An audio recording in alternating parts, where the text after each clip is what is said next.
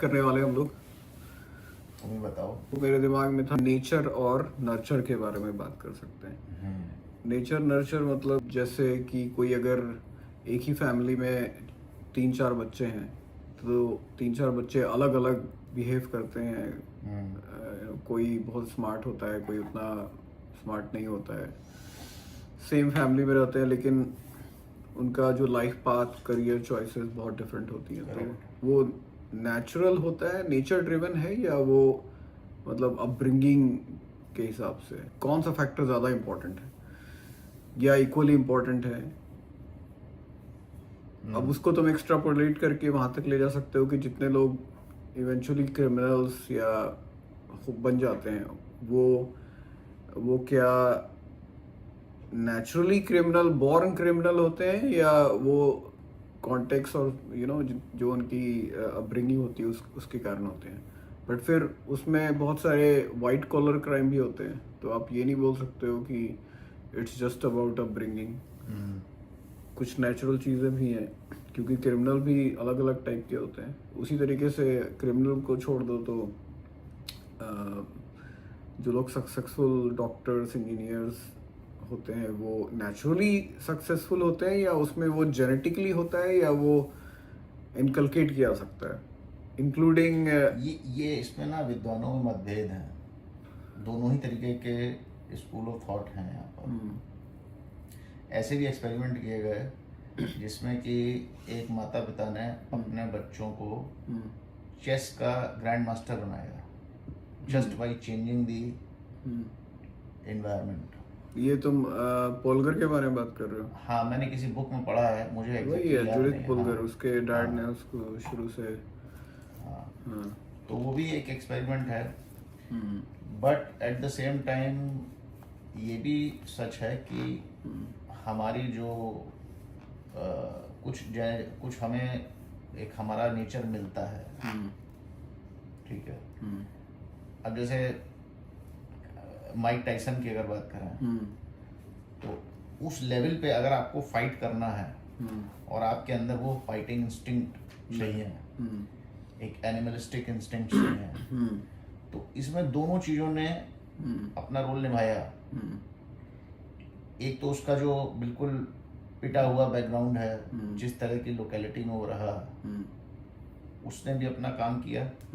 But at the same time उस locality में रहना is not a sufficient condition to be a good fighter. तो उसके अंदर अपनी वो एनिमलिस्टिक इंस्टिंक्ट भी कहीं से लेके पैदा हुआ था।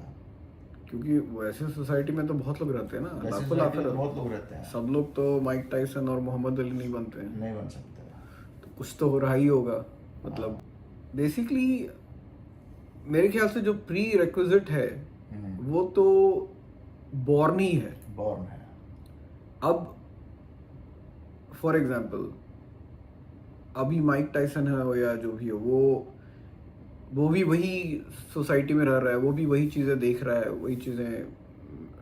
अब उसको कोई चीज़, किसी चीज़ ने ट्रिगर कर दिया, तो उसको ही क्यों ट्रिगर किया?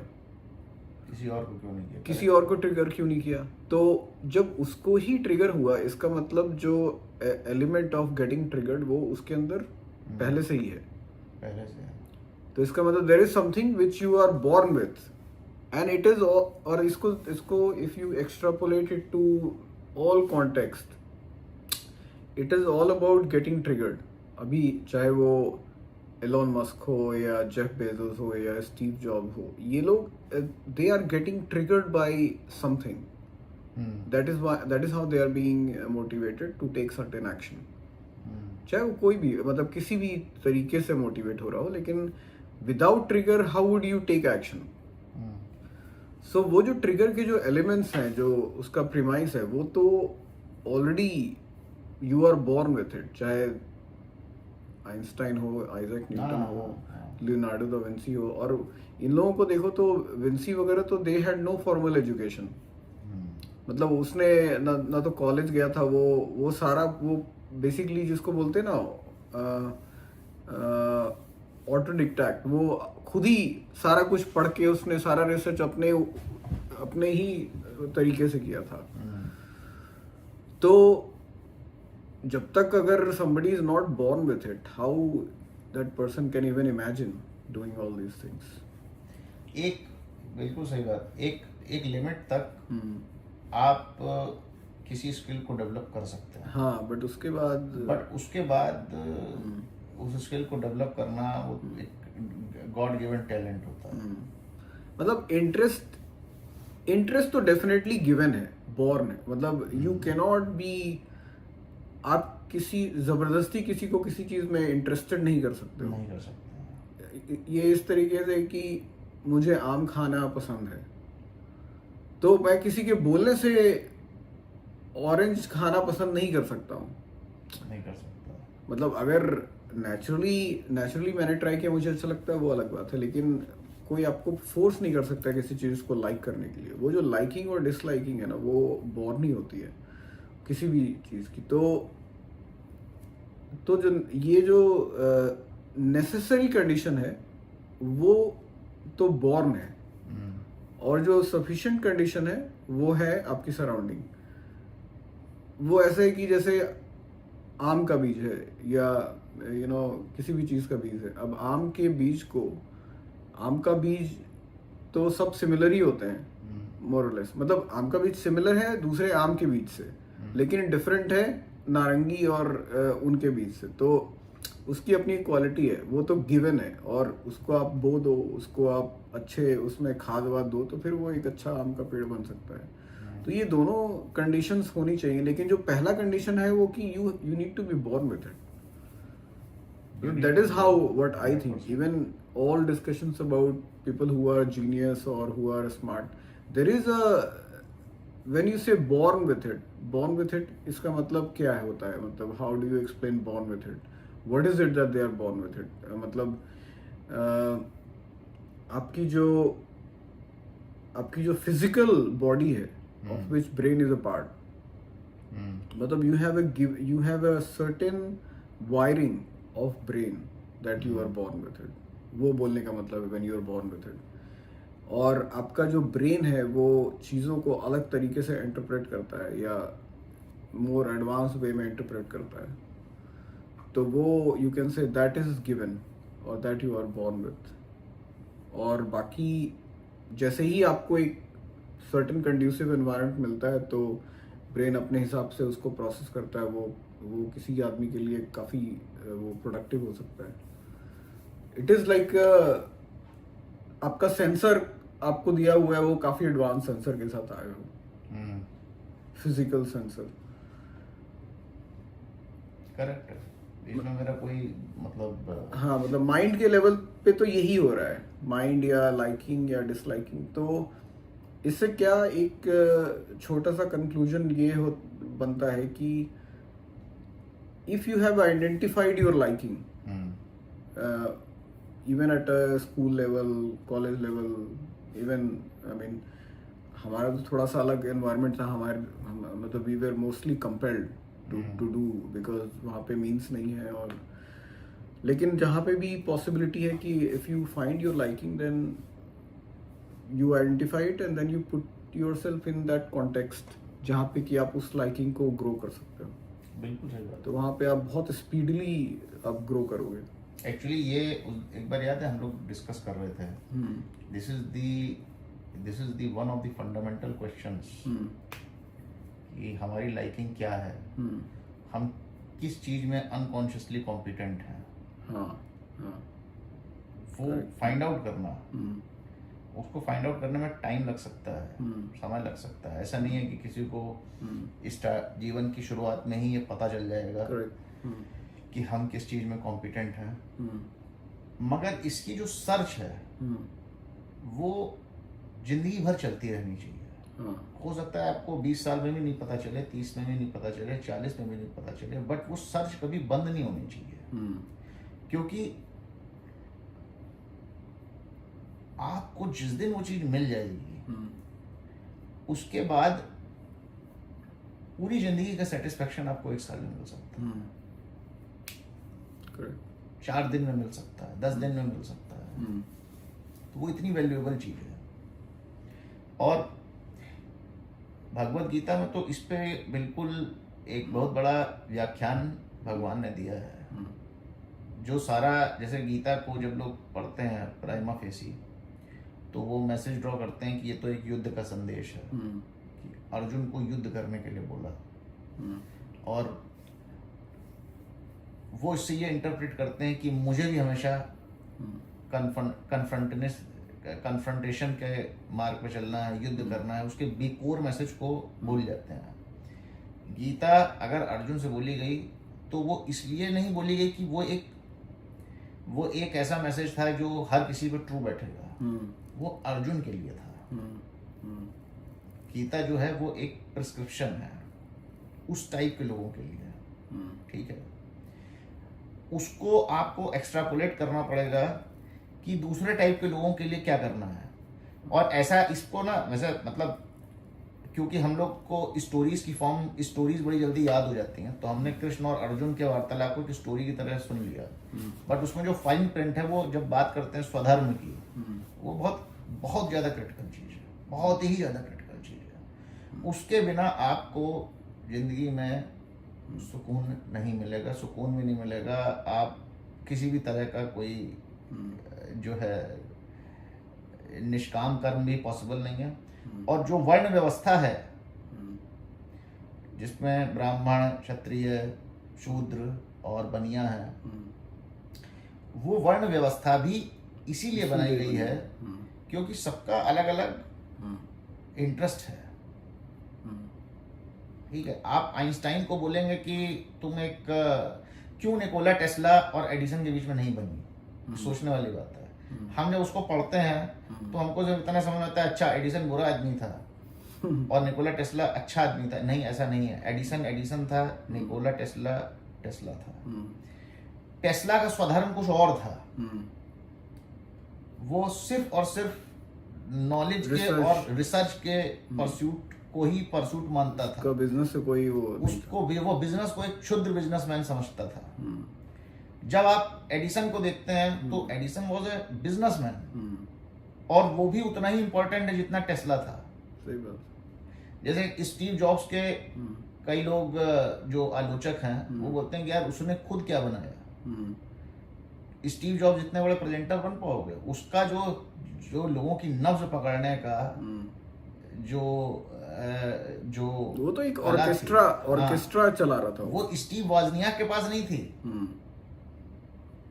तो सबका स्वधर्म अलग है, सबका अपना रोल है, सबका स्वधर्म अलग है। उनको उसी चीज में, अब अगर हम टेस्ला को देखें तो टेस्ला का एक होटल में गुमनामी की जिंदगी मर जाना उसको बड़ा ओके है, उसके लिए कुछ फर्क नहीं पड़ा उसको।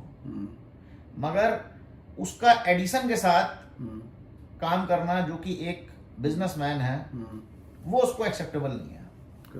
इनफैक्ट एडिसन और निकोला टेस्ला ने नोबेल प्राइज शेयर करने से एक दूसरे के साथ मना कर दिया था।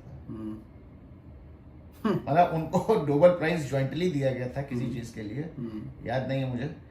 तो उन्होंने बोला कि भाई हम we can not share prize with each other. तो नोबेल कमेटी को लगा कि अरे यार ये तो हमारी इंसल्ट हो जाएगी, तो उस आइडिया को ड्रॉप कर दिया गया। अब हम तुम्हें ठीक है, तुम्हें कंसीडर नहीं करेंगे। बट हम लोग इसको जब सतही तौर पे देखते हैं तो हम इसको एक माइनर डिसएग्रीमेंट समझते हैं। हम लोग को ये लगता है कि अच्छा ये बुरा है अपने हिसाब से, बट उनका स्वधर्म अलग है। उनको अलग चीजें स्टिमुलेट कर रही हैं, उनको अलग चीजें स्टिमुलेट कर रही हैं। अब वो ये कि जो एक कैप्टन शिवेंद्र स्पेशल फोर्सेस में है, वो अपने आजकल यूट्यूब पे आ गए हैं, ठीक है। तो अब तुम अगर ऐसे आदमी से पूछोगे, वो बोलेगा तुम भी चूतिया हो, वो भी चूतिया है, पूरी दुनिया चूतिया है, ठीक है। तुमने कभी यहाँ से गोली निकलते देखी ही नहीं। तो अर्जुन उस टाइप का आदमी था, वॉरियर है वो, वॉरियर। उसको तुम बोलोगे कि तुम आंख बंद करके बैठोगे ध्यान में। हाँ, अर्जुन जो है उसको ऐसा संदेश क्यों दिया युद्ध का। एक एस.एल. भैरप्पा की बुक है पर्व, तुम्हारे पास? मेरे पास। हाँ। तो उसमें उन्होंने क्या किया, अर्जुन का चरित्र चित्रण किया। तो आप समझिए, अर्जुन जो है वो एक अल्ट्रा कॉम्पिटिटिव आदमी है। तो जब युद्ध की घोषणा हो गई, जस्ट उसकी मेंटेलिटी को समझो, युद्ध की घोषणा हो गई तो युधिष्ठिर ने बोला कि जाओ जरा जाके तुम दूसरे राजाओं के पास जाना है और उनसे समर्थन मांगना है। तो अपने चारों भाइयों को अलग भेजा। तो अर्जुन के साथ उसने कुछ ये घुड़सवार भेजने की कोशिश करी, कुछ थोड़ी सेना भी भेजने की कोशिश करी। तो वो ऑफेंड हो गया कि अरे तुम मेरे साथ सेना भेजोगे, एक सेना मेरी जो है रक्षा करेगी, ठीक है। बोले मुझे कुछ किसी की जरूरत नहीं है, आई विल गो अलोन। अब वो जब रथ पे अकेला बैठा है, सारथी जो है वो रथ चला रहा है, बीच में सारथी को झपकी लगने लगी। तो अर्जुन ने कहा एक काम करो, तुम सो जाओ, क्योंकि वो तो नींद को जीत चुका है, ठीक है। उसका नाम, हाँ, उसका नाम जो है वो नींद को जितेंद्र, हाँ, गुड़ा एक उसका कोई नाम है, हाँ, कि वो नींद को जीत चुका है। तो वो रथ चलाने लगा। उस सारथी बोला कि मुझे he is simply not dependent on anyone. फिर सारथी को थोड़ी जिज्ञासा हुई कि मैंने सुना है आप जो है क्या कहते हैं, एक जो है आप शब्द भेदी बाण चला लेते हैं ये। तो अर्जुन ने उसको बोला कि अच्छा ठीक है, तुम्हें मेरा कौशल देखना है, तो चलो ठीक है, मैं दिखाता हूँ तुम्हें। उसने एक हिरन का कुछ आहट सुनी, ठीक है, और उसने चलाया और उसको बोला कि जाओ इतने फुट यहाँ से इतनी जगह पे एग्जैक्ट कोऑर्डिनेट बता दिए कि वहां पर वो मरा पड़ा है, उसको उठा के ले आओ, ठीक है। सो ये है Arjun, ultra competitive, ultra focused, ultra मतलब वो एक शोमैन है, वो एक शोमैन है। उसको दुनिया के सबसे बड़े युद्ध में उसका एक पैरेलल अगर ड्रॉ किया जा सकता है तो अखिलीस के साथ किया जा सकता है, ठीक है। उसको एक सबसे बड़े युद्ध में सबसे बड़े स्टेज पर अपने को जो है सर्वश्रेष्ठ धनुर्धर प्रूव करना है।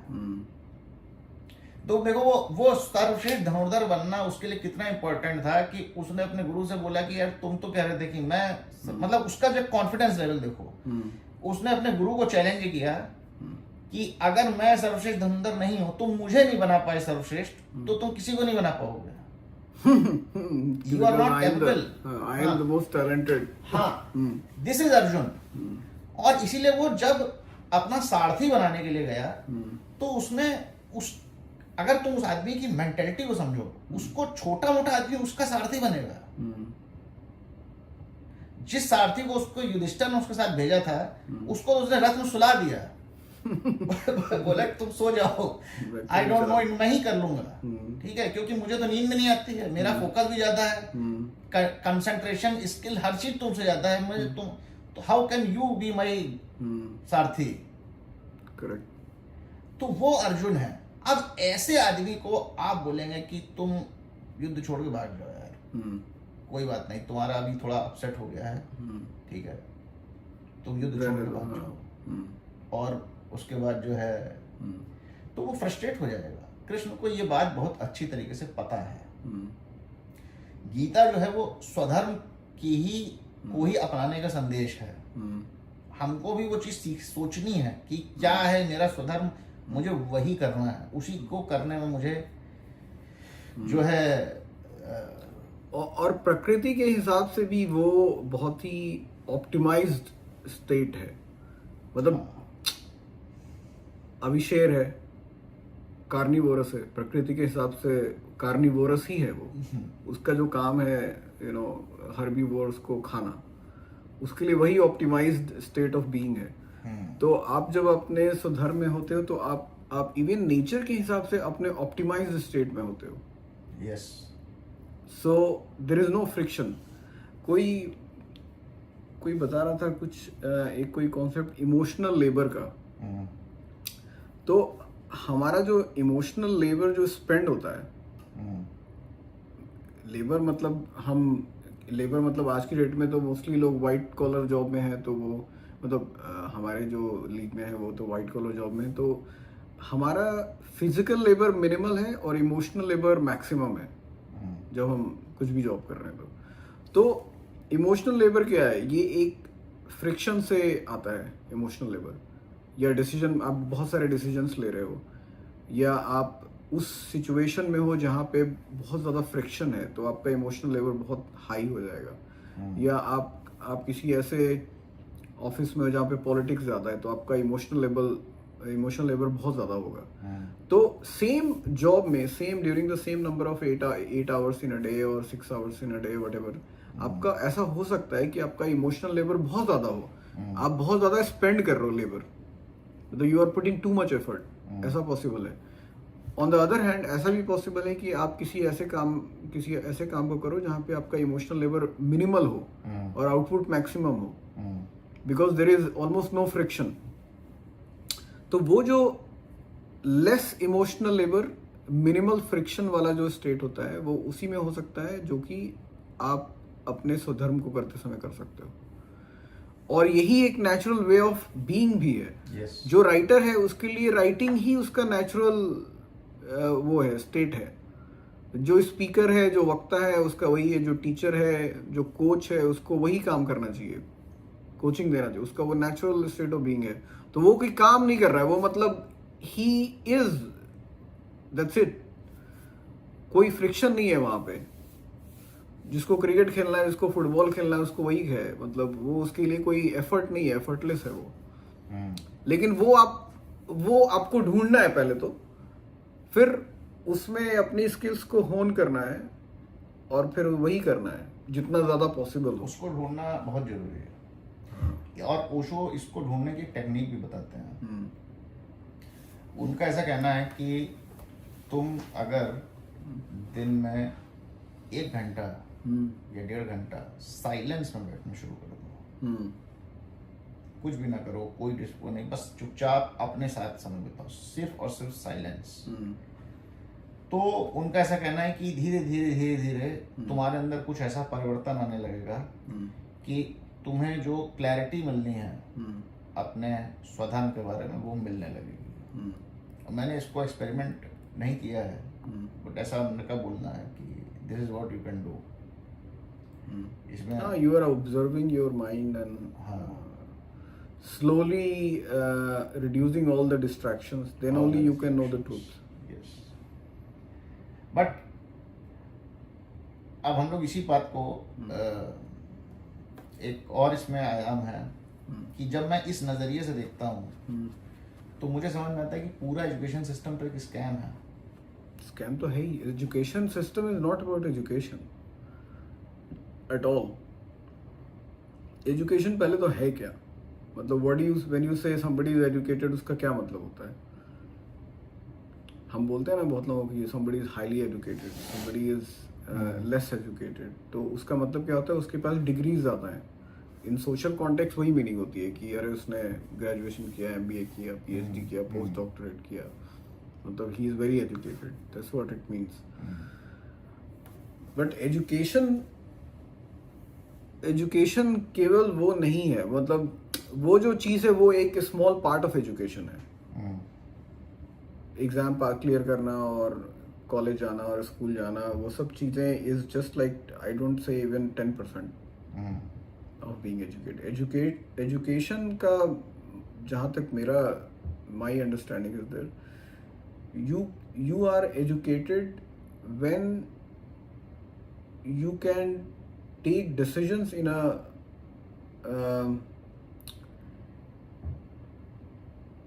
when you can take a appropriate decision in a given context. मतलब most suitable decision, when you can make a most suitable decision in any given context.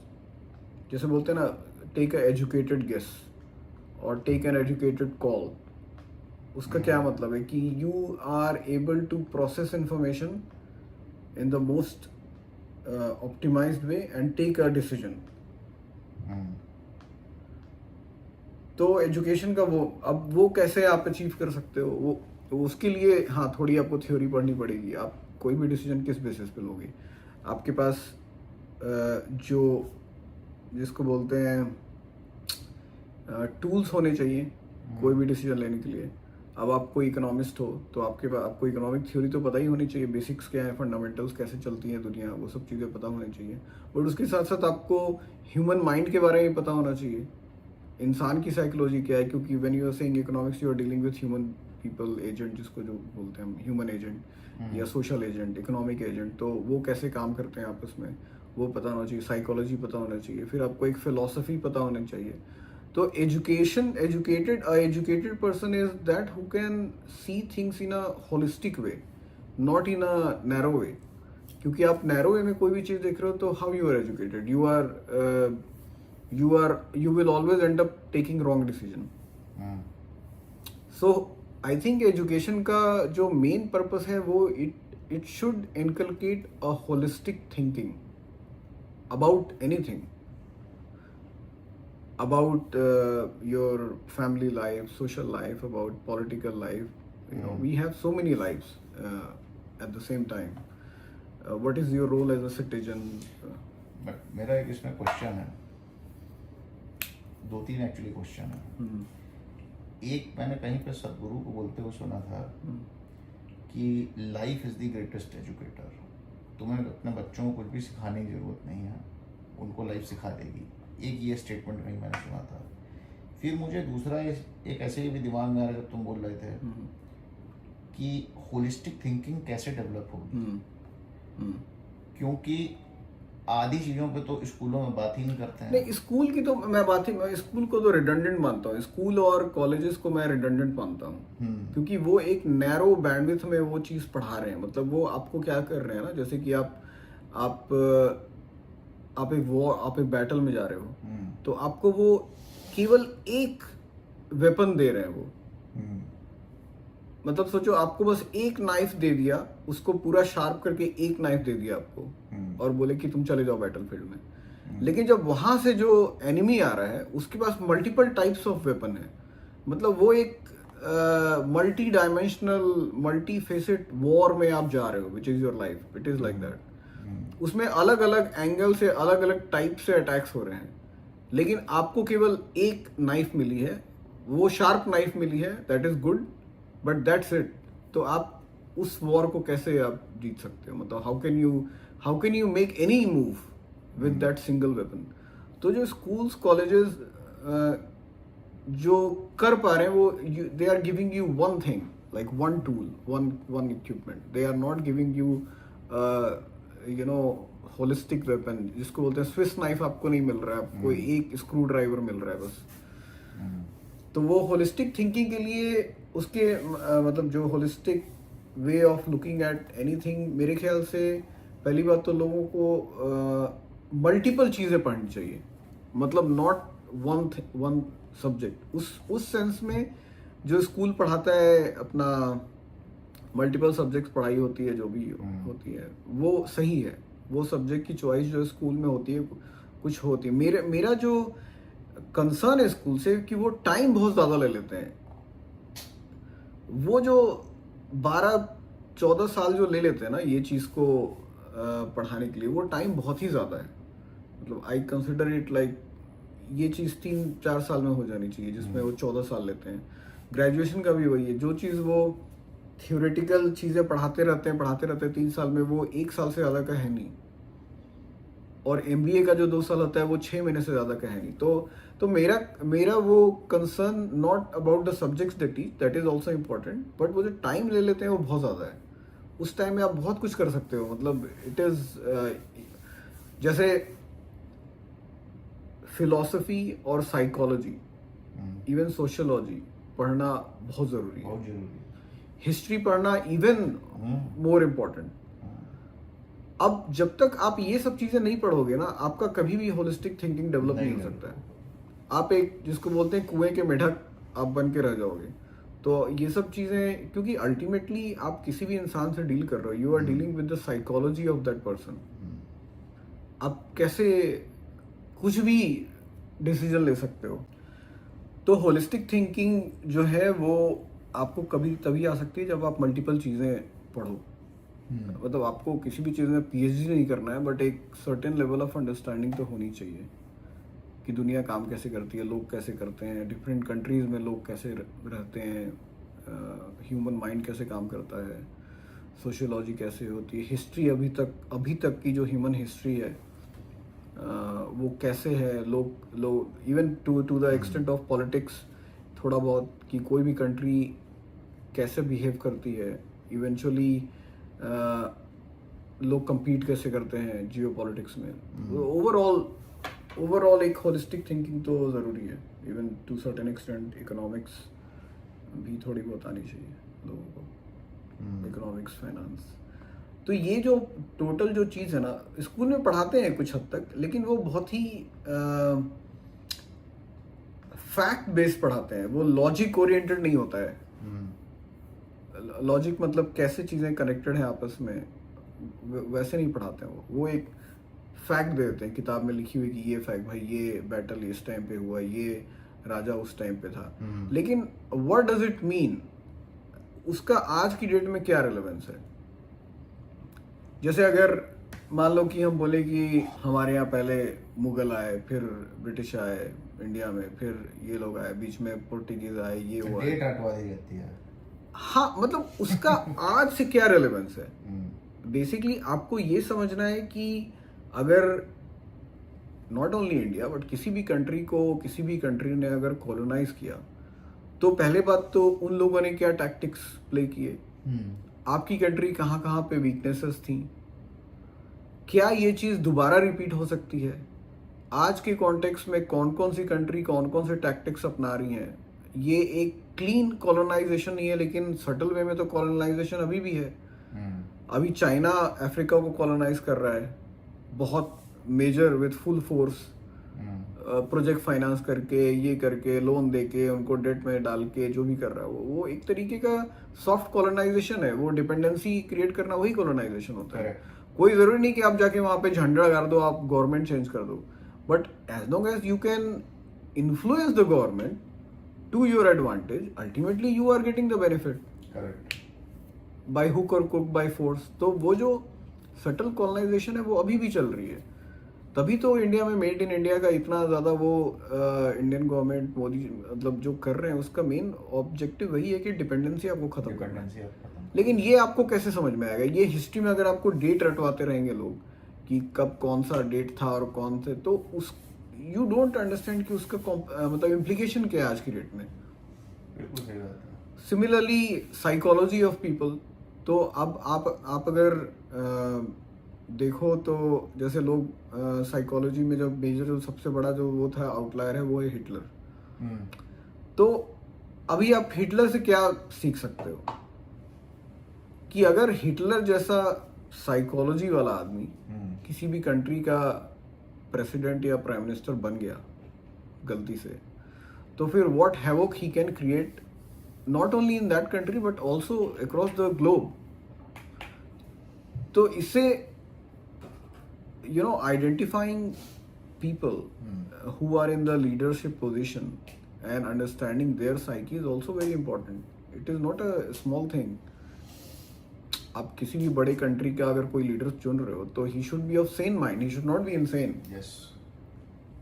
तो वो सब चीज़ें मतलब how would you connect these things? तो एक तो problem वो भी है जो टीचर्स हैं हमारे, जो जिसकी बात हम कर रहे थे एक दिन कि जो टीचर्स हैं वो भी वैसे ही हैं, मतलब वो भी उसी तरीके से पढ़ाते हैं। एक्चुअली स्कूल, मुझे तो ऐसा कभी कभी लगता है कि स्कूल में जो टीचर्स है ना, वो मतलब जो टीचर हैं वो तो हैं ही, वो जो रोज़ जो पढ़ाते हैं वो हैं, बट उसके साथ साथ स्कूल्स में हर वीक में कम से कम एक बार एक एक्सपीरियंस पर्सन जो कि who is not a teacher, who is doing something else like he is a working professional, ये वो, उनको आके कुछ क्लासेस लेनी चाहिए। कॉलेजेस में होता है ये कि इंडस्ट्री पीपल गो एंड, क्योंकि अब MBA कॉलेज में थ्योरी में पढ़ा दिया कि भाई ये माइक्रो इकोनॉमिक्स, वो बिजनेस ऐसे चलता है, मार्केटिंग ऐसे होती है, बट रियल लाइफ में ऐसा कुछ भी नहीं होता है। रियल लाइफ में सेल्स और मार्केटिंग बहुत अलग तरीके से होती है। सही बात है। मतलब MBA में जो भी पढ़ाते हैं लोग, जो बुक वाला चीज़ जो पढ़ाते हैं उसका तो कोई रेलेवेंस है ही नहीं। मुझे तो आज तक समझ में भी नहीं आया कि उसका क्या रेलेवेंस है। हाँ, वो आपको एक वो देते हैं कि भाई आप थोड़ा सा आउटस्पोकन हो जाओगे, आप थोड़ा स्मार्ट हो जाओगे, आपका एक एल्यूमनाई बन जाएगा, वो सब चीज़ें इज़ गुड, बट अदरवाइज जो एकेडमिक पार्ट है उसका तो मुझे कोई रेलेवेंस समझ में भी नहीं आता है। तब तो ये स्कैम हुआ। पैसा कमाने का स्कैम है। और केस स्टडीज वगैरह जो होती हैं, हम्म, ठीक है, केस स्टडीज आप पढ़ते हो, Harvard business review case study, ये केस स्टडी, वो केस स्टडी, बट वो जो केस स्टडी आप पढ़ोगे उस कॉन्टेक्स्ट में शायद आप कभी भी जॉब, मतलब आप उस कॉन्टेक्स्ट में कभी भी रहोगे नहीं। वो जो सिचुएशन होगी ना, डे टू डे बिजनेस की सिचुएशन होती है, वो अलग ही होती है। वो हर रोज एक नया सिचुएशन होता है और हर रोज एक नई फाइट होती है। आपको हर रोज नए टैक्टिक्स यूज करने होते हैं। स्ट्रैटेजी आप लॉन्ग टर्म एक कुछ ले सकते हो, लेकिन फिर वो स्ट्रैटेजी वो अपनाने के लिए आपको अपने कोर वैल्यूज, आपको एक होलिस्टिक थिंकिंग, उन सब चीजों पे जाना पड़ेगा। आप कोई एमबीए की किताब खोल के आप टैक्टिक्स डिसीजन नहीं ले सकते हो during your day to day job. मुझे लगता है कि जो बेस्ट तरीका है बच्चों को एजुकेट करने का, वो यही है कि आप घर में एक बड़ी सी लाइब्रेरी बना दें, उसमें 50 तरीके की किताबें हों, हाँ, मल्टीपल चीजें हैं उसको, और बच्चा आए को अपनी सहज जिज्ञासा से कोई बुक उठाए, उसको पढ़े, और उस जैसे जो उसमें जो सद्गुरु फाइनली कहते हैं ना कि लाइफ ही टीचर है। क्योंकि अगर हम स्कूलों की बात करें, साइकोलॉजी ये पढ़ाते नहीं हैं, हिस्ट्री ये पढ़ाते नहीं हैं जिस तरह से पढ़ाई जानी चाहिए, फाइनेंस के बारे में जीरो अंडरस्टैंडिंग देते हैं, आदमी के आधार के अस्तित्व का, पर्सनैलिटी का एक बहुत बड़ा आधार होता है रिलीजन, उसके बारे में बात ही नहीं करते हैं, पॉलिटिक्स के बारे में बात ही नहीं करते हैं। नहीं, वो बात करते भी है तो वो फैक्चुअल चीजें बोलते हैं कि भाई ये असेंबली में इतनी सीट होती है। ह्यूमन बिहेवियर के बारे में बात ही नहीं करते हैं, कितने तरीके के पर्सनैलिटी टाइप्स हो सकते हैं, और इन्हीं चीजों से आपको डील करना है, उन्हीं से डील करना है। तो बोला है सब, अरे सब बढ़िया है, सब अच्छे हैं, वी शुड नॉट, मतलब मुझे करते हो। मैं तो बताऊं, मैं तो स्कूलिंग सिस्टम से नफरत करता हूं। मतलब मैं उस चूतियाप को जो वहां पे होता है, मेरे से वो बर्दाश्त नहीं होता है। मैं इस किसी पेरेंट टीचर मीटिंग में जाना और वहां जाके लोगों की शक्लें देखना, पेरेंट्स की, और जो बड़े कंसर्न्ड हैं इसको, मैं ऐसे अरे भाई तुम्हारा बच्चा कुछ नहीं सीख रहा है जिंदगी में, कुछ भी नहीं सीख रहा है। वो पूरा सिस्टम रिग्ड है, स्कैम्ड है। कोई कॉर्पोरेट आदमी वहां से पैसा छाप रहा है, दैट्स इट, उसकी और कोई वैल्यू नहीं है। स्कूलों की एक बड़ी बड़ी बिल्डिंग्स खड़ी करते हैं और डॉक्यूमेंटेशन में बड़ा बिलीव करते हैं।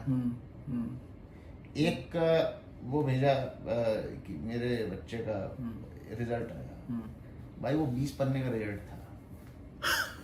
उसको एनुअल रिपोर्ट गधा भी बोल देगा कि तुमने एआई जनरेटेड रिपोर्ट है। अच्छा, जंक, टोटल जंक, कुछ मतलब नहीं है। उसमें ग्रेडिंग दी हुई है, 5 ग्रेड है, इसमें एक्सीलेंट है, इसमें ये, अरे क्या है, ग्राफ चार्ट, क्या बकवास है ये। मतलब स्कूलिंग सिस्टम टोटली रिग्ड ही नहीं, वेस्ट ही नहीं, नुकसान कर रहा है, आपके बच्चे का नुकसान कर रहा है। उसको जो चीज समझने वाली है, जैसे तुमने हिस्ट्री की बात पढ़ी, वो जो रॉबर्ट ग्रीन की बुक है 48 लॉज ऑफ पावर, वो अगर तुम देखोगे साइड बाय साइड उसके हिस्ट्री चल रही है। अच्छा, हाँ, तो वो 48 लॉज ऑफ पावर उसने कहाँ से डिराइव करे? हिस्ट्री से हिस्ट्री से ड्राइव, सही बात है। आपको हिस्ट्री से लेसन्स डिराइव करना है, आपको हिस्ट्री रटना नहीं है। हाँ, क्योंकि आप लेसन्स डिराइव नहीं करोगे तो आप यूज कैसे करोगे उसको? यूज कैसे करोगे? और अगर यूज नहीं करोगे तो वो तो और भी फुटाइल है। आपको एक्चुअली हिस्ट्री के लेसन्स यूज करने हैं, क्योंकि हिस्ट्री है क्या? हिस्ट्री एक ह्यूमन बिहेवियर का, जिसको बोलते हैं ना, रियलिटी में प्रोजेक्शन है। ह्यूमंस कैसे बिहेव करते हैं वही हिस्ट्री लिखते हैं। ह्यूमंस का जो नेचर है, चाहे वो वायलेंस हो या चाहे वो व्हाटएवर फूलिशनेस हो, स्टुपिडिटी हो, वो human beings are like that. Multi faceted human beings होते हैं, मल्टीपल टाइप्स ऑफ होते हैं, और वही ह्यूमन बीइंग्स हिस्ट्री लिखते हैं, हिस्ट्री बनाते हैं, हिस्ट्री क्रिएट करते हैं। तो ह्यूमन बीइंग का नेचर कोई चेंज नहीं हो रहा है, वो वही है जो 2000 पहले साल था, 3000 साल पहले था, वही है, और वो आगे भी मतलब प्राइमरली रहेगा। तो मोर और लेस ह्यूमन बीइंग्स उसी तरीके से बिहेव करते रहेंगे। सर्टेन पॉकेट्स ऑफ पीपल रहेंगे जो कि दूसरे कंट्रीज पे अटैक करें, जो अभी भी चल रहा है, देखो आज की डेट में सर्टेन कंट्रीज हैं जो थोड़ा पावरफुल हो गए, वो दूसरे कंट्री पे अटैक करते हैं या इधर उधर वॉर करवाते रहते हैं, पहले भी वही चल रहा था। Correct. कुछ कंट्रीज होते हैं जो शांतिपूर्ण होते हैं, वो हमेशा उसी डायरेक्शन में चलते रहते हैं, लेकिन वो सफर भी करते रहते हैं। तो जो पीसफुल कंट्रीज हैं उनको हिस्ट्री से क्या सीखनी चाहिए कि यार केवल पीसफुल रहना या सोच लेना कि हम पीसफुल हैं इज नॉट गुड। मतलब you need to also build your defences, you need to also have strategies to defend yourself, not attack but defend। तो हिस्ट्री से आपको ये सारी चीजें सीखनी है, मतलब समझनी है, ना कि हम रट लिए कि भाई कौन राजा क्या था, वो कैसा था, वो न्यूसेंस है। तो वही जो एजुकेशन में जो फैक्ट्स जो बता रहे हैं वो न्यूसेंस है, वो चीजें कनेक्टेड नहीं है, उसका कोई एक लॉजिक नहीं बताया गया है, ना ही टीचर बता रहे हैं लॉजिक कि इसका आज की डेट में क्या इम्प्लीकेशन और फ्यूचर में क्या implication. Ultimately past is past, but आपको ये समझना है ना कि आप whatever action you take, how you take in a best way that your current is protected, your future is protected. Correct. और वही साइंस से भी रिलेटेड, साइंस में भी जो चीज़ पढ़ाते हैं वो उसका अभी से क्या रिलेवेंस है, मतलब या कंप्यूटिंग में जो पढ़ाते हैं उसका अभी से क्या रिलेवेंस है। जब तक आप, तो वही इंडस्ट्री जो वर्किंग प्रोफेशनल है, अभी जैसे पॉलिटिक्स की पढ़ाई हो रही है मान लो किसी स्कूल में, या सिविक्स पढ़ा रहे हैं या इकोनॉमिक्स पढ़ा रहे हैं, तो स्कूल के टीचर जो इकोनॉमिक्स पढ़ा रहे हैं वो बहुत ही बुकिश है, लेकिन उसको कॉम्प्लीमेंट करना चाहिए एक प्रैक्टिसिंग इकोनॉमिक्स से, जो कि आके वो जो पूरी थ्योरी है उसको आज के कॉन्टेक्स्ट में उसको कनेक्ट कर दे, क्योंकि जब तक वो कनेक्शन नहीं होगा ना तब तक what ever you learn is इररिलेवेंस। और वही स्क्रिप्चर्स, वही फिलॉसफी का भी वही रेलेवेंस है। आप कितने भी किताब पढ़ लो, रामायण महाभारत, आप कितने भी श्लोक याद कर लो, जब तक कि आप उसको प्रेजेंट करेंट लाइफ से कनेक्ट नहीं करते तब तक it is complete waste, it is like useless, you wasted all everything that you read. तो वो जो कनेक्शन है ना, वो कनेक्शन केवल वही इस्टेब्लिश कर सकता है जो कि प्रैक्टिस भी कर रहा है और इसको थ्योरी भी पता है। Only and those people are rare, मतलब वेरी फ्यू। वो वैसे लोग अगर आपको मिल जाते हैं जिनको की थ्योरी भी पता है और वो प्रैक्टिस भी में वो एक्सपर्ट है, तो उन लोगों को तो मतलब वही गुरु है। हाँ, वही गुरु है, और क्या। मतलब जिसके पास अनुभव भी है, हाँ, बोध जिसको कहते हैं, हाँ, अनुभव हो जाना, बोध हो जाना। ज्ञान अपने आप में बहुत ही सुपरफिशियल होता है। करेक्ट। थ्योरी जिसको हम कह रहे हैं कि किसी को थ्योरी पता है, सारे प्रोज एंड कॉन बता देगा, जितने भी KPMG के या बोस्टन कंसल्टिंग ग्रुप के ये सब जो कंसल्टेंट हैं, थ्योरी वाले हैं। जिंदगी में कभी एक बिजनेस इन्होंने बनाया है या नहीं बनाया है। और मैं एक और बात बताऊं, जो लीडिंग अपने गेम में होते हैं ना, लीडर्स जो होते हैं ना, उनके लिए बहुत डिफिकल्ट होता है कि उस चीज को थ्योरी से कनेक्ट करना। अभी जैसे मैं बताता हूँ, मैं जो फ्लूट लेसन्स लेता हूँ, तो फ्लूट लेसन्स जब मैं लेता हूँ तो जो मेरा फ्लूट टीचर है उसे मैं बोलता हूँ ये गाना मेरे को बजाना है, तो वो ऐसे करके बजा दिया। अब उसको नोट्स में लिखना उसके लिए बहुत डिफिकल्ट नहीं, उसको सोच के लिखना पड़ता है कि ये सारे ऐसे लिखना पड़ता है, लेकिन उसको बजाने में तो कट से ऐसे, मतलब बस दिमाग में उसके हैं, वो बजा देगा ऐसे। तो जो लोग या जो चेस के ग्रैंड मास्टर है, अगर उनको बोलो कि तुम चेस की क्लास लेके बच्चों को पढ़ाओ, उनके लिए बहुत डिफिकल्ट होता है, क्योंकि वो एक इंट्यूटिव वे में वो उस लेवल पे पहुंच जाते हैं कि वो एक इंट्यूटिव वे में करते हैं। या जो बिजनेस के डिसीजंस लेते हैं टॉप लेवल के, कोई भी हो वो, एलोन मस्क हो या स्टीव जॉब्स हो, या उससे बोलोगे कि यार ये प्रोडक्ट बनाना है, तो वैसे देखेगा, थोड़ा बहुत सोचेगा और बोल देगा हाँ या ना। अब उससे पूछो किस बेसिस पे आपने डिसीजन लिया, आप मेरे को एक थ्योरी बताओ जो कि केस स्टडी, कोई हार्वर्ड केस स्टडी आप रेफर करो जो कि कॉलेज में पढ़ाई जाती है ताकि मैं उससे कनेक्ट करूं, वो नहीं बता पाएगा। लेकिन जो लोग ये दोनों कनेक्ट कर सकते हैं, मतलब एकेडमिक्स भी और प्रैक्टिस को कनेक्ट कर देते हैं, they are the only people who are real guru, जो कि पढ़ा सकते हैं। यस, बिल्कुल। ना तो ये लोग पढ़ा सकते हैं जो कि लीडिंग प्रैक्टिशनर है, ना वो थ्योरी बाज पढ़ा सकते ना थ्योरी बाज पढ़ा सकते हैं। पढ़ा वही सकते हैं जो दोनों ही कर सकते हैं, मतलब they are the real teachers.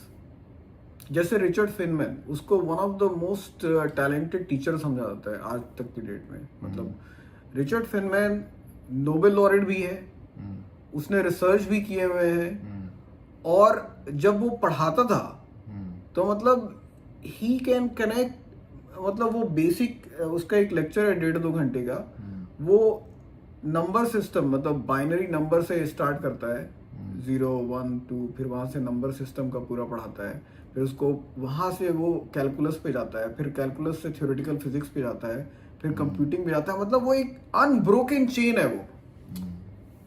तो कैसे वो कर पा रहा है? उसको थ्योरी भी पता है, वो एक्सपेरिमेंट भी कर रहा है, वो रिसर्च भी कर रहा है, वो एक असली में गुरु है। इनफैक्ट ओशो भी इसी कैटेगरी में। हाँ, ओशो भी इसी कैटेगरी में। एक ऐसा आदमी जिसने आधुनिक साहित्य का और साइकोलॉजी का, फिलॉसफी का, दर्शन का हर एस्पेक्ट पढ़ा हुआ है, और उसके बाद वो एनलाइटेंड है। हाँ, और उसको वो अप्लाई भी कर रहा है उसको। हाँ, उस जनरली आपको सिर्फ एनलाइटेंड लोग मिल जाएंगे, हाँ, मगर वो आपको वो कुछ सिगमंड फ्रॉइड के बारे में नहीं बता पाएंगे, कार्ल जंग के बारे में नहीं बता पाएंगे, या उनकी थ्योरीज में कहाँ पे गैप है, हाँ, वो नहीं बता पाएंगे, नहीं बता पाएंगे, क्योंकि उनको वो पता नहीं, उन्होंने वो पढ़ा नहीं है थ्योरी, पढ़ा नहीं है, वो बस एक नेचुरली बस हो गए हैं। हाँ, मगर ओशो एक ऐसी अद्भुत वो है कि वो आपको ऐसी खतरनाक क्लैरिटी देंगे भाई। उनकी अपनी लाइब्रेरी में 20,000 से ज्यादा बुक। हाँ, वो ऐसी क्लैरिटी देंगे, वो उन्हीं के ऊपर। अब आप कोई बोले कि यार मैं एनलाइटेंड नहीं हूँ और उसके बाद मैं ऐसी बातें कर लूँ, नहीं, उसके मुंह से वो बात निकलेगी भी नहीं, उसको समझ में भी नहीं आएगी। सही बात, उसको समझ में भी नहीं आएगी। तो जो एजुकेशन इंडस्ट्री है, उनको इस टाइप के लोगों को आइडेंटिफाई करना चाहिए, और उनको even at A government level उनको एक हाई पेइंग और एक स्टेटस, एक ब्रैकेट होना चाहिए कि भाई दीज पीपल आर, कोच बोल लो या मेंटर बोल लो, उनको जो उनकी एक कैटेगरी होनी चाहिए कि मगर ये तो चलो सिस्टम के लेवल पर है।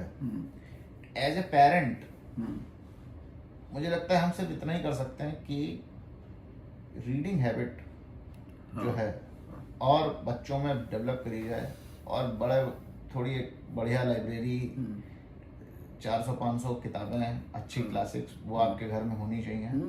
बच्चे देखेंगे, पढ़ें या ना पढ़ें, एटलीस्ट देख रहे हैं, और बच्चे आपको पढ़ते हुए देखेंगे ना, तो वहां से उनको, अभी जैसे आजकल की क्या है कि बच्चे देखते हैं माँ बाप को मोबाइल देखते हुए। अब गलती मैं भी कभी कभी ये रियलाइज करता हूँ कि मैं अगर मोबाइल देख रहा हूँ तो बच्चा तो ऑटोमेटिकली भी वो सोचे कि this is the normal, this is the normal way to live. मतलब नॉट कि मोबाइल ही देखना है, but it's just that this is a natural thing. अगर मैं बुक पढ़ रहा हूँ मोस्ट ऑफ द टाइम या न्यूज़पेपर पढ़ रहा हूँ, तो बच्चे को लगे कि दिस इज द नॉर्मल, मतलब this is how people live life.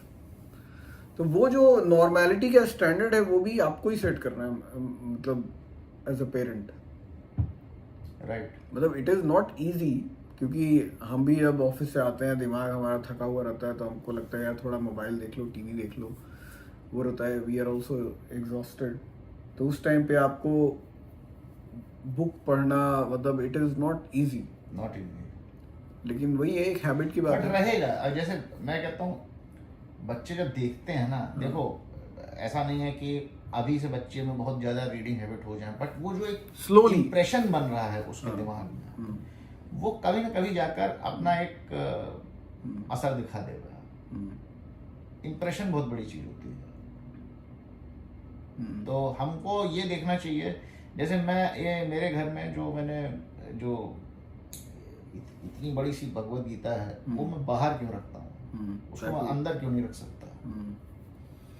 उसको बाहर रखने का सिर्फ एक पर्पज है कि मेरे बच्चे के दिमाग में उसका एक इम्प्रेशन रहे। आज नहीं पढ़ेगा, कल नहीं पढ़ेगा, 10 साल नहीं पढ़ेगा, 15 साल, 20 साल, वो इम्प्रेशन रहेगा, तो कभी ना कभी वो उसकी तरफ जाएगा।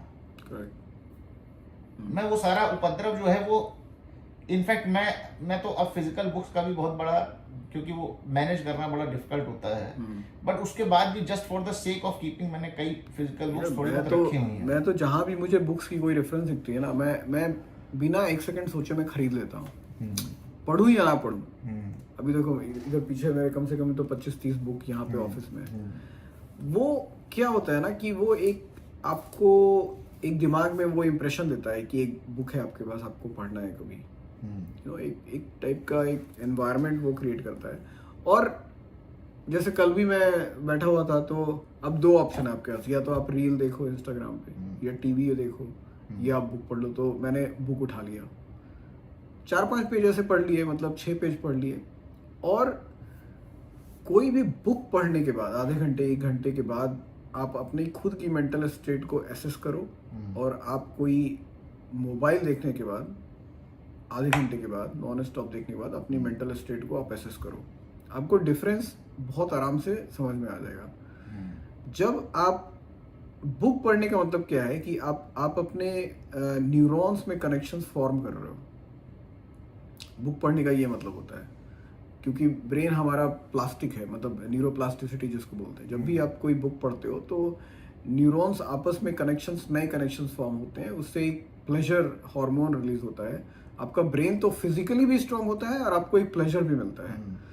जब आप कोई नॉन स्टॉप गार्बेज रील देखते हो तो कोई न्यूरल कनेक्शन फॉर्म नहीं होता है, ये ब्रेन को एक स्ट्रेस देता है। वो अपने विजुअल, साउंड, ये सब चीज आपने एक तरीके से ब्रेन को प्रोसेस करने के लिए डाल दिया।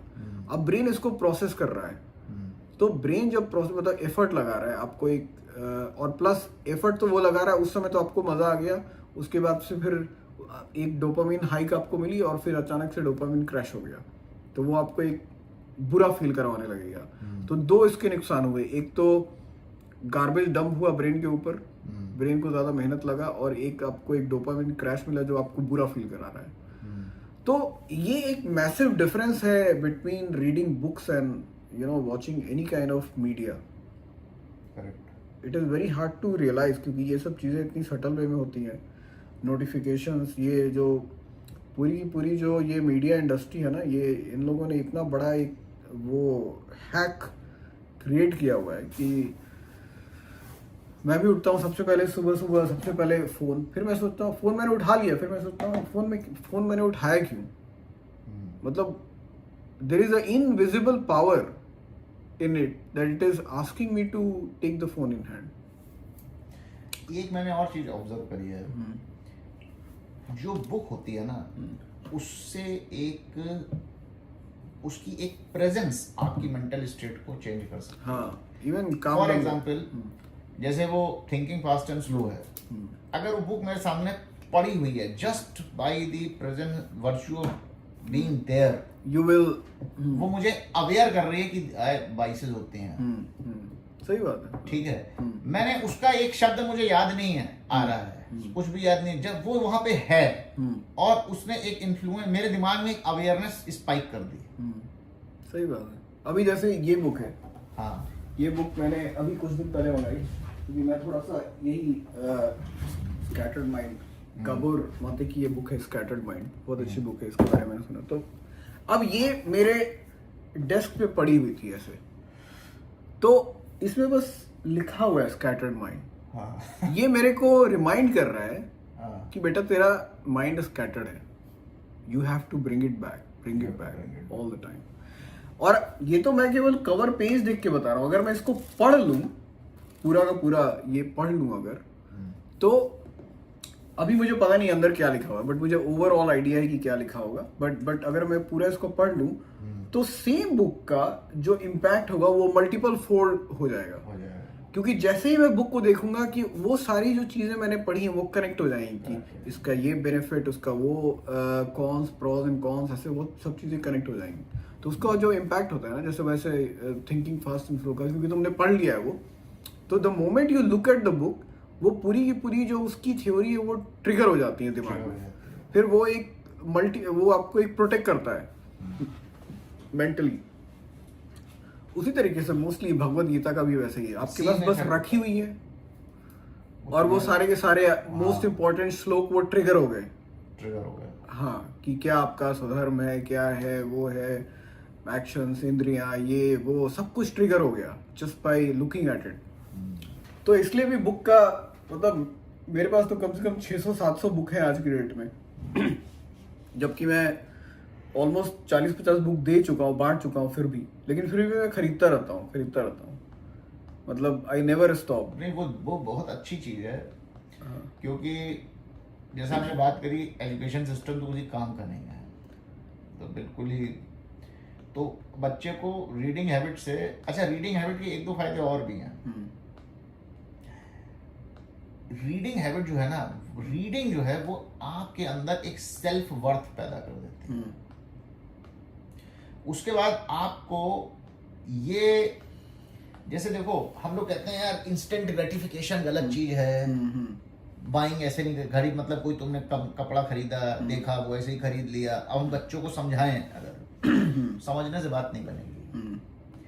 हम सबको चाहिए रिकॉग्निशन, हम सबको चाहिए सोसाइटी में एक स्वीकार्यता, हालांकि इवेंचुअली वो हट जाती है, वो इवेंचुअल स्टेट नहीं, बट मैं एक बिगिनर्स की बात कर रहा हूँ, उनको एक चाहिए होती है। जिसके पास रीड करके जान नॉलेज होती है, सेल्फ ग्रेविटी होती है, उसको ये सब इनसिक्योरिटी उसकी चली जाती हैं। उसको पता है कि जब मैं मुंह खोलूंगा, जब मैं बोलूंगा, मतलब I can command attention eight will. मुझे उसकी टेंशन ही नहीं है।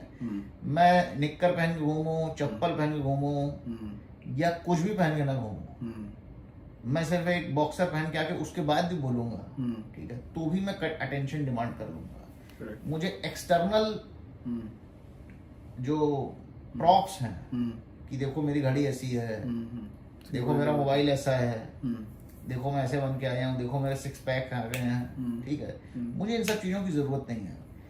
तो रीडिंग जो है ना, वो एक फंडामेंटली किसी आदमी को बदल सकती है बहुत, मतलब उसका जो पावर है वो इतना गजब का है। और आप फिर एक चीज होती है कि रीडिंग से आपको आइडियाज मिल रहे हैं, थ्योरीज मिल रही हैं, विचार मिल रहे हैं, आप इंस्पायर भी हो रहे हैं, और फिर आप अपने जीवन में उन्हें टेस्ट भी कर लेते हैं धीरे धीरे। और एक और चीज मैंने ऑब्जर्व किया है, क्योंकि बोलने को रीडिंग लोग बहुत बोलते हैं, मतलब, लेकिन होता एक्चुअली क्या है, जैसे आप कोई चीज सुनो, कोई आपको बोल रहा है, जैसे मैं कोई किसी को कुछ बोल रहा हूँ, बता रहा हूँ, तो उसको उसका वो पूरा तो क्या, उसको उसका आधा से भी कम समझ में आएगा, या उससे भी कम समझ में आएगा। क्यों कम समझ में आता है? क्योंकि मैं उसको अपने तरीके से बता रहा हूँ, मेरा एक बताने का तरीका है, उसके समझने का तरीका अलग है, मेरे बताने के तरीके से बहुत अलग है, होगा ही, क्योंकि अलग लोग हैं। जब आप कुछ पढ़ते हो खुद से, तो अब कंट्रोल आपके पास है। जब आप पढ़ रहे हो तो आपका एक सर्टेन पेस है। आपने मान लो कोई एक लाइन पढ़ी, आपको समझ में नहीं आई, आपने 2 बार पढ़ी, लेकिन जब मैं बता रहा हूँ तो मैं 2 बार नहीं बता रहा ना, मुझे क्या पता उसको समझ में आया कि नहीं एक बार में, तो वो बस चली गई बात, मेरी बात। लेकिन जब वो खुद से कोई भी इंसान पढ़ रहा है, तो वो एक बार समझ में नहीं, 2 बार पढ़ेगा, फिर 2 बार पढ़ने के बाद वो उसको कॉन्टेम्पलेट करेगा, पॉज करेगा, वो अपने ही दिमाग में चीज़ों को कनेक्ट करना चाहेगा उस चीज़ से, ताकि रिटेन करे। ये सब चीज़ें अनकॉन्शियसली दिमाग में होती हैं जब आप पढ़ते हो। तो बहुत बार देखा होगा कि तुम कुछ पढ़ रहे हो, दिमाग तुम्हारा वॉन्डर करने लगा, कुछ पहले पढ़ा उससे कनेक्ट किया। तो ये जो वॉन्डरिंग स्टेट होता है जब आप बुक पढ़ते हो, वो एक्चुअली मोस्ट इंपॉर्टेंट स्टेज होता है, क्योंकि उस प्रोसेस में जो न्यूरॉन्स होते हैं वो आपस में कनेक्ट होते हैं और आपकी रिटेंशन बढ़ती है उस सब्जेक्ट, उस टॉपिक को लेके। लेकिन जब कोई बताता है तो वो एक स्पीड में बताता है, वो आपको वो टाइम नहीं देता वो चीज़ को कनेक्ट करने का। तो वो बिगेस्ट फ्लॉ है between listening something and reading something on your own, जो कि लोग मिस करते हैं। और यही चीज़ एक्स्ट्रापोलेट होती है स्कूल में। टीचर कुछ पढ़ा रहा है, वो अपने एक पेस पे पढ़ा रहा है, अपने तरीके से पढ़ा रहा है। जब वही चीज़ मैं तो इतना बोलूँगा कि मेरा तो खैर वैसे भी बहुत ज़्यादा एक तरीके से अटेंशन डेफिसिट टाइप का है, तो मैं स्कूल में, मैंने आज तक स्कूल या कॉलेज में इंक्लूडिंग MBA जो भी पढ़ा, मुझे एक भी चीज़ याद नहीं है। मतलब कि किसी भी टीचर ने आज तक मुझे कुछ भी पढ़ाया होगा और मुझे एक भी चीज़ याद नहीं है, क्योंकि द मोमेंट क्लास चालू होती थी मैं स्विच ऑफ हो जाता था ऑटोमेटिक, मतलब मेरा दिमाग कहीं और ही रहता था। पूरी पढ़ाई मैंने खुद से किताब पढ़ पढ़ के, अंडरलाइन करके, दोबारा पढ़ के, 3 बार पढ़ के, वैसे ही मेरी पूरी पढ़ाई वैसे ही हुई है। इवन आज तक जो भी पढ़ता हूँ या मैं करता हूँ वो मैं खुद से ही पढ़ता हूँ। तो इसका तो मतलब ये है कि स्कूल सिस्टम पूरा का पूरा मेरे लिए तो रिडंडेंट है। मतलब जब मुझे कुछ समझ में ही नहीं आया, जो इवन बेसिक मल्टीप्लिकेशन मैथ्स वगैरह होते थे वो सब मैं खुद से घर पे आके उसको खुद से करता था, खुद से गलत होता था फिर से दोबारा करता था। वैसे तो जो सेल्फ लर्निंग होती है ना वो सस्टेन्ड भी होती है, सबसे बढ़िया चीज है।